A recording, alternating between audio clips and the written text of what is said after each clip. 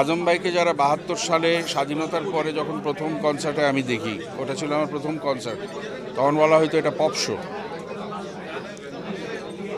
মুক্তিযোদ্ধা আজম খান, তারপরে ওরে সালেকা মালেকা, এই কম্বিনেশন স্বাধীনতা উত্তর বাংলাদেশে যে না দেখেছেন, তিনি আসলে আজম খান ম্যাটারটা কি এটা বুঝবে না। পরে শুনে টুনে বোঝা হয় না, ওই সময়টা বুঝতে হবে। আর্মস হাতে, হ্যাঁ, ৭২ সালের কথা বলতেছে। তো উনি যে জায়গার থেকে গানগুলো করে এনেছেন, এবং যে জায়গায় একটা জিনিস খেয়াল রাখবেন যে কেন আজম ভাইকে সবাই ভালোবাসে, বিকজ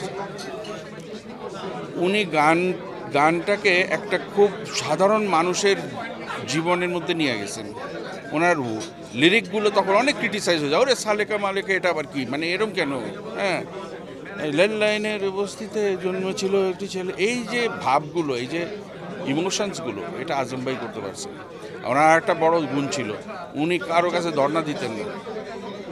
উনি ওখানে মাঠে ক্রিকেট খেলতেছেন, ওইটাই আমি ওনাকে, আছে না আমাদের আমাদের মিউজিক করতে গেলে একটু ওর সাথে একটু খাতির রাখি, ওর সাথে ভাইয়া আমাকে একটু চান্স দেন, আমাকে নেভার ওই বসে থাকে, বলে হবে নাইলে না। তো মিউজিশিয়ান আর্টিস্টদের তার থেকে শেখারও আছে। ফ্রিডম ফাইটার ছিলেন, আমি জানার মতো কোনো দিন আমি কোনো উচ্চবাচ্য শুনি নাই যে হ্যাঁ আমি তো এই ছিলাম, আমি ওই ছিলাম, নো। এবং আমি দেখছি ম্যাক্সিমাম মুক্তিযোদ্ধা ট্রু যারা ছিল, তারা কোনো দিন আপনি দেখলে বুঝবেনই না যে সে কী করছে। ইট ওয়াজ অ্যামেজিং, মানে ব্রেভারির চরম, কিন্তু সে দেখলে বুঝবেনই না।